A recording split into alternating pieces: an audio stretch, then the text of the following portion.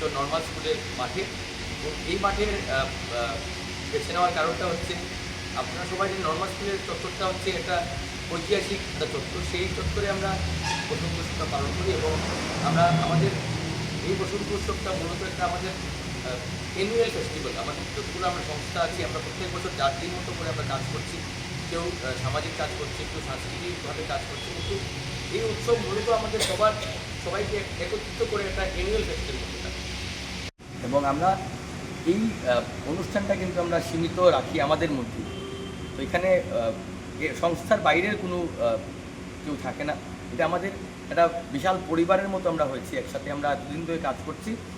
আমরা এই একটা পারিবারিক অনুষ্ঠানের মতো আমরা পালন করি এবং এই অনুষ্ঠান করার পিছনে আরেকটা কারণ হচ্ছে, আমরা প্রতি বছরই অনুষ্ঠান করার পর একটা বুস্ট আপ পাই। সারা বছর আমরা যে কাজ করি, এই অনুষ্ঠানের করার পর আমরা বুস্ট আপ পাই যে আমরা সবাই যে একসাথে আছি। এবং আপনারা দেখতে পাবেন বিগত 3 বছর থেকে কিন্তু কেউ আমাদের আছে না যে আজ এই 1 বছর করলো তারপরে বছর কেউ নেই, কিন্তু আমরা প্রতি বছর কিন্তু সবাই মিলে একসাথে আমরা অনুষ্ঠানটা পালন করছি। আমরা গত 3 বছর থেকে এই বসন্ত উৎসব পালন করছি। আমরা অনেক অর্গানাইজেশন একসাথে এবং খুব হইহুল্লোড় করে আমরা এই বসন্ত উৎসব, এই রঙের উৎসবকে আমরা পালন করি।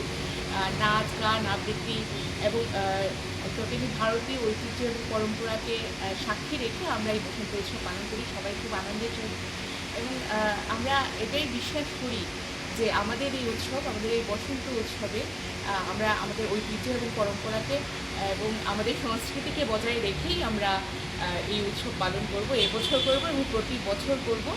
আপনারা যারা আছেন সবাই আমাদের সাথে যোগ দিতে পারেন। দেখতে এটা অবাধ, প্রবেশ অবাধ। এই অনুষ্ঠানে সবাই এসে এই অনুষ্ঠান উপভোগ করতে পারেন।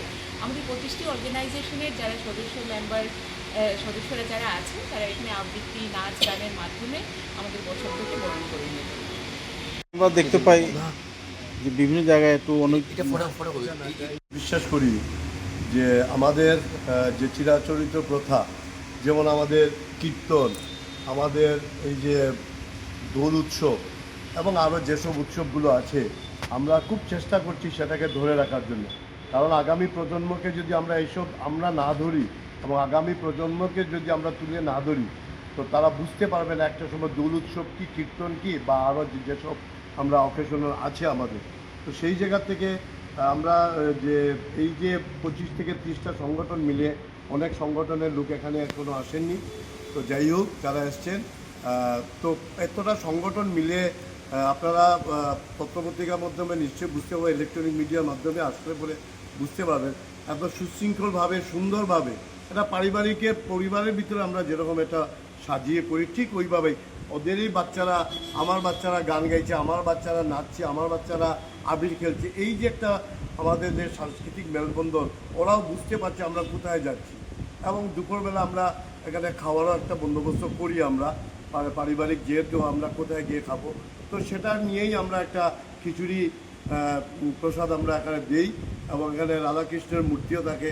আমরা পুজো অর্চনা করে কিন্তু আমরা এই উৎসবকে আমরা শুভ সূচনা করি। হ্যাঁ, ঠাকুরের চরণে প্রথম আমরা প্রদীপ জ্বালাই এবং আবির দিই, তারপরেই কিন্তু আমাদের সারাদিন ব্যাপী এই অনুষ্ঠান চলে। আমাই তো আছে হোলির যে পরম্পরা, গান, আমরা যে পুরোনো গানগুলো আছে, এই গানগুলো মঞ্চে আমরা বিভিন্ন শিল্পীর মাধ্যমে আমরা আমন্ত্রণ জানাই। ওরা আসে নিঃস্বার্থভাবে এখানে অনুষ্ঠান উপভোগ করে এবং গান দিয়ে আমাদেরকে খুব সুন্দরভাবে সাজিয়ে তুলে এই অনুষ্ঠানটাকে। তো আমরা অনেককেই আমন্ত্রণ জানাই যে এই অনুষ্ঠানে অংশগ্রহণ করার জন্য। তার একটা একটু